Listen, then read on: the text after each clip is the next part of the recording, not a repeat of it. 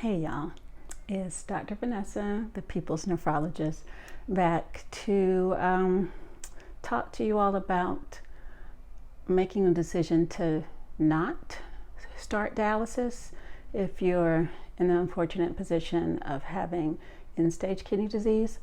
So I told you I was going to base this on emails that I received, and so I received this particular email last summer, and it was from a family member who was really reaching out to me because his loved one, was deciding to not start dialysis even though he had really, really low kidney function. In the email, he talks about 5%.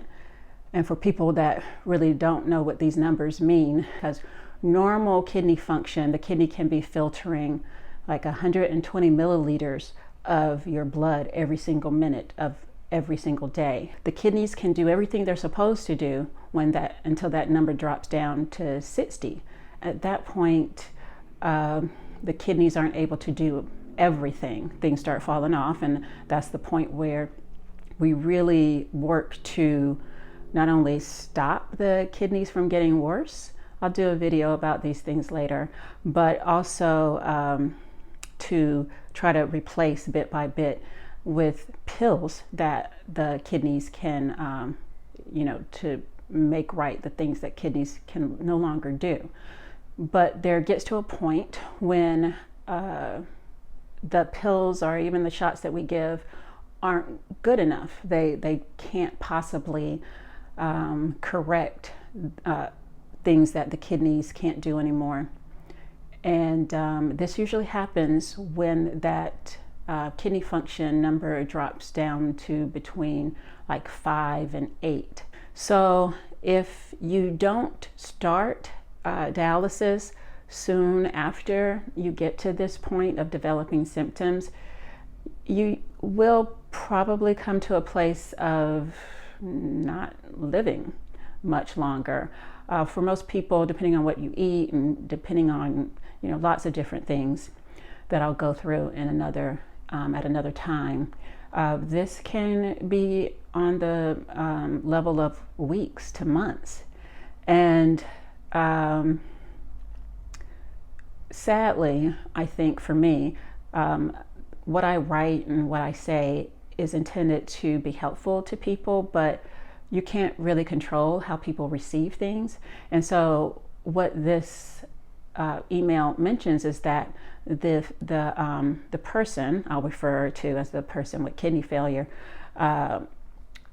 had come across something that I had written to justify his reasoning for not wanting dialysis. So in this piece that I wrote for the California Healthcare Foundation blog, I talk about when dialysis is not really the right decision. And a lot of people pretty much ignore the part where I say for elderly people. And I'm not even talking about all elderly people. Like if you are a spry 75-year-old, then dialysis probably will make your life longer and take care of some symptoms, and you'll see benefit.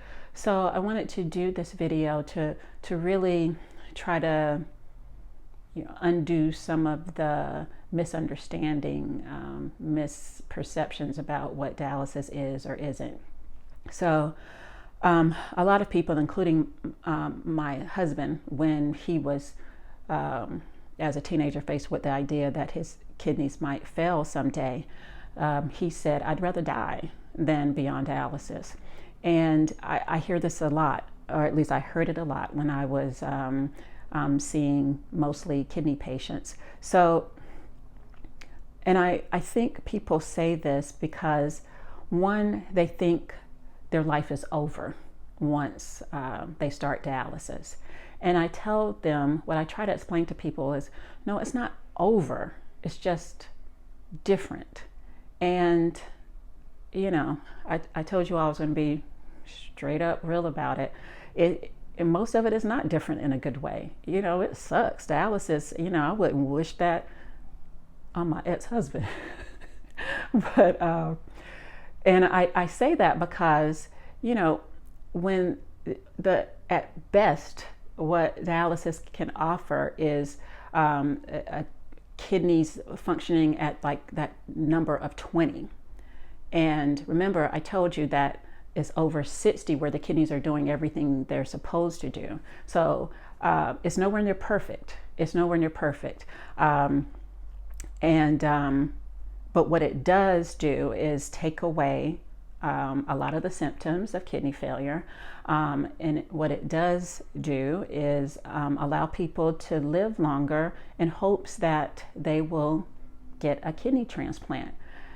And again, kidney transplant is not perfect either. I'll do a separate video on that at some point. But dialysis is really the only option other than dying that is readily available to most patients with who are facing kidney failure. So for most people, and unless you have a living person walking around that is already, like, hey, I'm going to give you one of my kidneys. Even that process can take a couple of months, usually up to 6 months to get a potential donor evaluated and cleared to donate a kidney. But if you're waiting for a kidney from someone who's passed away, a deceased donor kidney, that can be years, many years, depending upon where you live in the country, and that's a whole nother story.